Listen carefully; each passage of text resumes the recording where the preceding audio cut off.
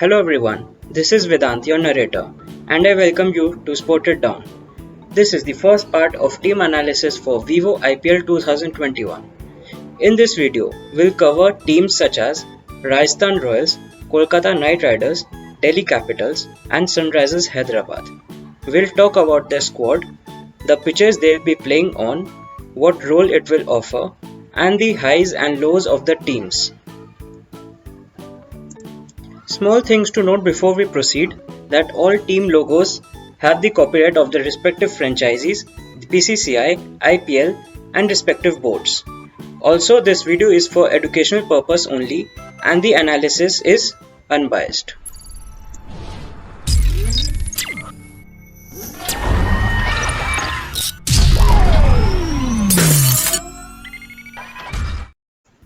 The first team on the cards is Rajasthan Royals. Let's look at their squad strength. We have some brilliant overseas players in the name of Jos Buttler, David Miller, Ben Stokes, Chris Morris, Andrew Tye. Mustafizur Rahman is likely to miss out on the first few games. Apart from that, the Indian side with Sanju Samson, Jaydev Unadkat, we have Shreyas Gopal, Rahul Tewatia and Shivam Dube. Some young promising Indians in form of Riyan Parag and Yashasvi Jaiswal are also present. It would be interesting to see how Kartik Tyagi and Mayank Markande make their mark. Moving on to their pitch analysis. They have 5 games in Mumbai, 4 games in Delhi, 3 in Kolkata, 2 in Bangalore. Overall, they will be playing on high scoring pitches with the likes of Mumbai, Kolkata and Bangalore.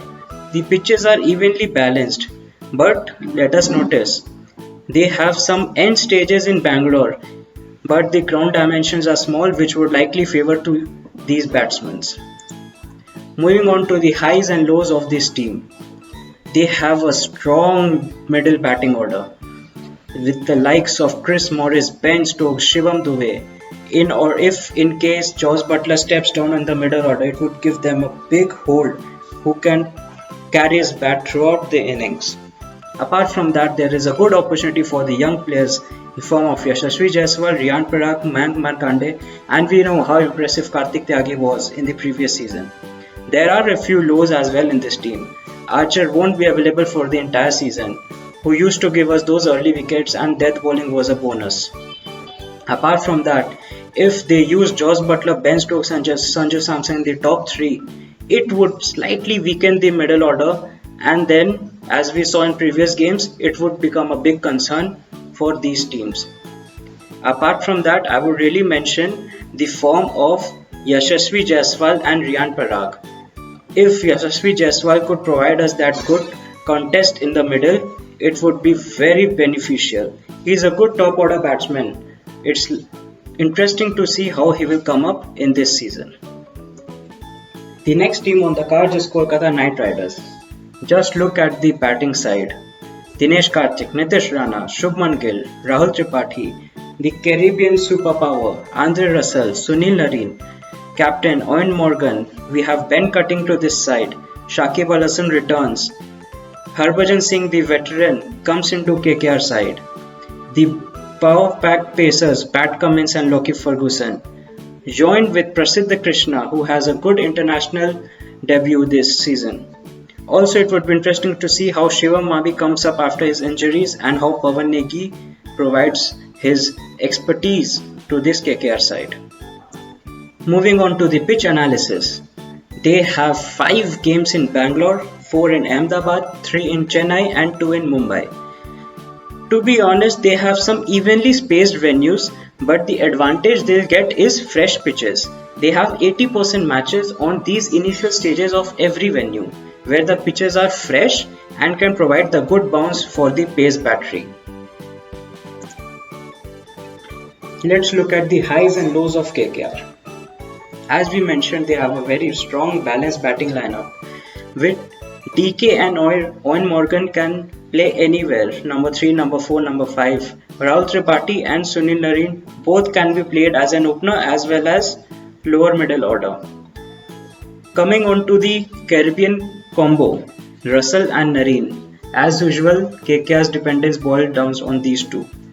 in form of the Pat Cummins and Lockie Ferguson, who had performed brilliantly in the last couple of seasons. Coming to the lows of this side, the form and injury concern of again the Caribbean combo, Russell and Nareen, is very crucial. They both have been injury prone and we didn't see much of bowling from Andre Russell. There is also a lack of marquee Indian bowler, be it spinner or a pacer. Kuldeep Yadav economy wasn't very impressive in the last couple of years.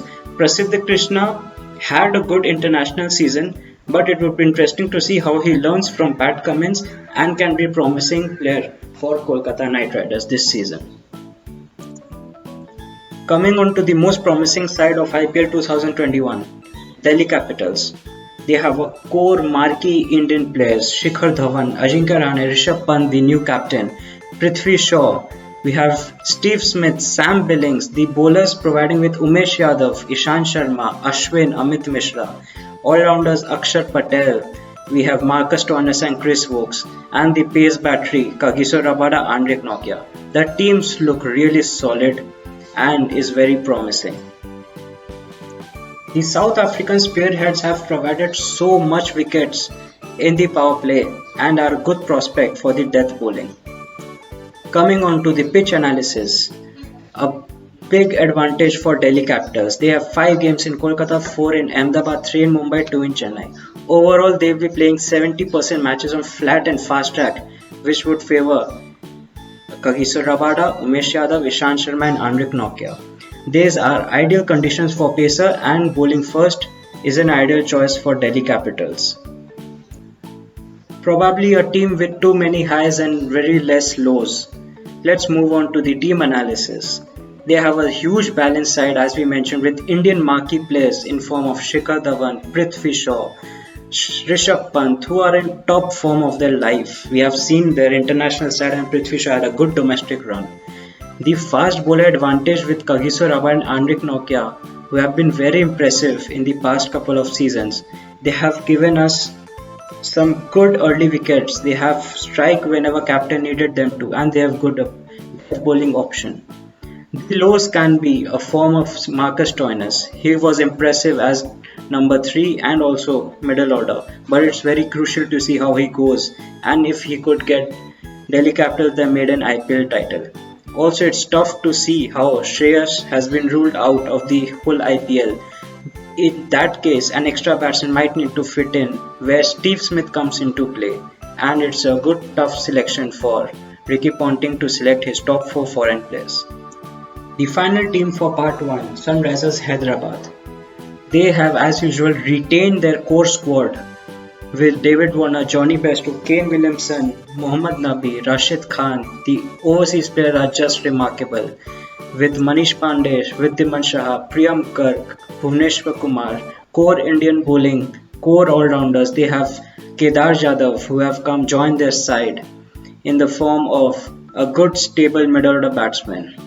It would be interesting to see how they use the youngsters like Priyam Garg and Abdul Samad this season who have been very impressive in 2020 IPL.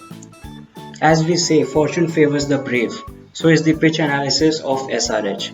Mostly 65% spin-friendly tracks with 5 matches in Chennai, 4 in Delhi, 3 in Kolkata, 2 in Bangalore.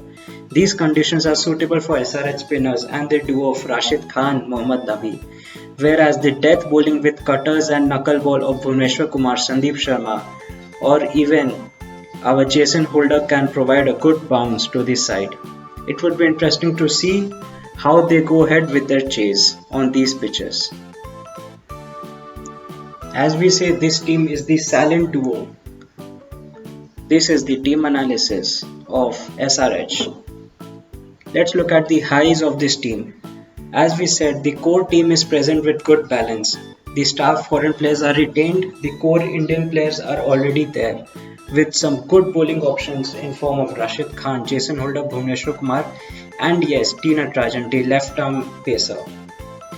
The lows of this side is the lack of Indian marquee player where Kedar Jadhav could step in and change the dimension of the team. Also, there are only swing bowlers and the lack of an express pace bowler in this team. Jason Holder could give that bounce and the height and carry, but in the death and the initial overs, swing bowlers like Bhuvneshwar Kumar and Sandeep Sharma have to do the magic for SRH. Third or fourth pacers like Siddharth Kaul, Basil Thampi and Khalil Ahmed had a very expensive history in the last 3-4 IPL seasons. So it would be interesting to see how the team plays out.